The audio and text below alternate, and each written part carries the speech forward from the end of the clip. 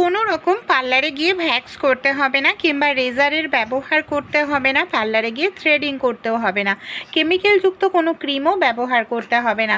শরীরের যে কোনো জায়গা খুব সহজেই লোম তুলে ফেলতে পারবেন, সেই জায়গাটা কালো হওয়ারও কোনো রকম সম্ভাবনা নেই, র্যাশ গোটা কিছুই উঠবে না।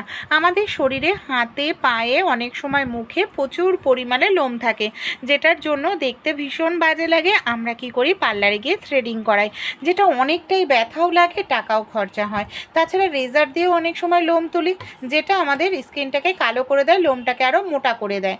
তাই ঘরোয়া উপায়ে আজকে আমি আপনাদের দেখাবো কিভাবে সহজেই লোম তুলতে পারি কেমিক্যাল ছাড়া। এতে স্কিনেরও ক্ষতি হবে না, লোমটাও উঠে যাবে।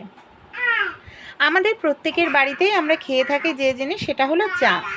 এই যে চা পাতা, চা পাতার মধ্যে প্রচুর পরিমাণে অ্যান্টিঅক্সিডেন্ট রয়েছে। এখানে আমি নিয়েছি দেখুন 2 চামচ পরিমাণ চা পাতা।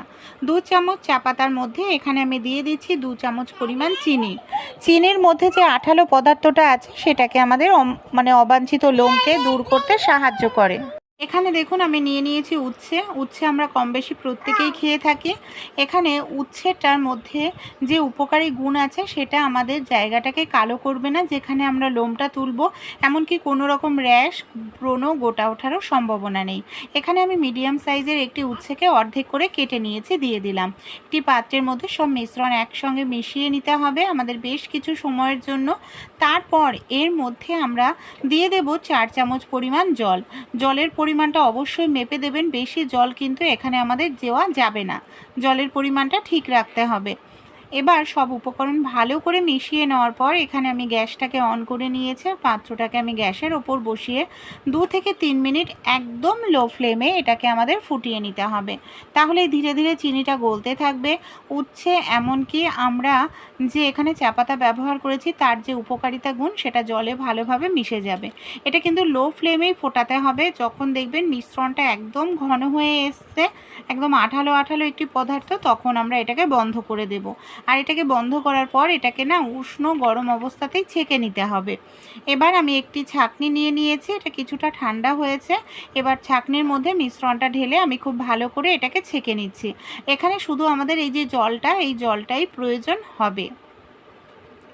এই জলের মধ্যে এখানে আমি দিয়ে দিচ্ছি 2 চামচ পরিমাণ মতো আটা, যে আটার আমরা রুটি তৈরি করে খাই। এখানে আটার পরিবর্তে আপনারা চাইলে চালের গুঁড়ো ব্যবহার করতে পারেন। খুব ভালো করে আটার সঙ্গে এটাকে আমাদের মিশিয়ে নিতে হবে। এইভাবে দেখুন খুব সুন্দর করে আমি এটাকে এইভাবে মিশিয়ে নিচ্ছি। ক্রিমের মতো মিশ্রণ তৈরি হয়ে গেল। কিন্তু এটা ব্যবহার করার আগে আরও একটি জিনিস করতে হবে। এখানে একটি পাত্রের মধ্যে আমি নিয়েছি 1 চামচ পরিমাণ খাবার সোডা। কিছুটা পরিমাণ এর মধ্যে আমি দিয়ে দেব লেবুর রস। খাবার সোডার পরিবর্তে এখানে আপনারা যদি চান ইনোও কিন্তু ব্যবহার করতে পারেন। খাবার সোডার মধ্যে লেবু দেওয়ার সঙ্গে সঙ্গে দেখবেন রিয়াকশান করবে আর ফুলে উঠবে। তারপর খুব ভালো করে এটাকে আমাদের এইভাবে মিশিয়ে নিতে হবে। কিভাবে আমরা ব্যবহার করব যাতে আমাদের লোমটা খুব সহজেই উঠে যায় হাতে পায়ে মুখে, এমনকি শরীরের যে কোনো জায়গায় যেখানে আপনারা লোমটা তুলবেন। এই দেখুন হাতে পায়ে কম বেশি আমাদের এরকম প্রচুর পরিমাণে লোম থাকে, যেটা দেখতে ভীষণ বাজে লাগে। যেখানে লোম তুলতে চান সেই জায়গাটায় মিশ্রণটাকে খুব ভালো করে লাগিয়ে 10-15 মিনিট রেখে দিন। এই যে খাবার সোডা আর লেবু এটা মেশানোর ফলে দেখবেন কি হবে, যেখানে লোমটা তুলব লোমকূপটাকে দুর্বল করে দেবে, যার কারণে খুব সহজেই লোমটা আমাদের উঠে আসবে। এখানে 15 মিনিট আমি রেখে দিয়েছিলাম লাগিয়ে। এবার এর ওপরে আমরা যে মিশ্রণটা তৈরি করে নিয়েছি ক্রিমের মতো, সেই মিশ্রণটাকে অ্যাপ্লাই করব। এখানে আমি হাতের সাহায্যে খুব ভালো করে এইভাবে দেখুন মোটা করে মিশ্রণটা লাগিয়ে নিচ্ছি। আর এইভাবেই কিন্তু আমাদের মোটা করে মিশ্রণটাকে লাগিয়ে নিতে হবে। আর লাগানোর পর এখানে আমরা এটাকে শুকানোর জন্য কিছু সময় রেখে দেব। শুকানোর জন্য অবশ্যই 15-20 মিনিট কিন্তু রাখতে হবে। একদম ড্রাই না, কিন্তু তাও কিন্তু যেন একদম শুকনো শুকনো ভাব চলে আসে, তখন এটাকে আমরা পরিষ্কার করব। আমরা লোমের উল্টো যে দিক আছে, উল্টো ডিরেকশানে আমাদের এইভাবে একটু টেনে চেপে পরিষ্কার করতে হবে।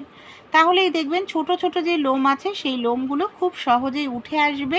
এমনকি কোনো রকম এখানে ভ্যাক্স রেজার কোনো কিছুই ব্যবহার করতে লাগবে না।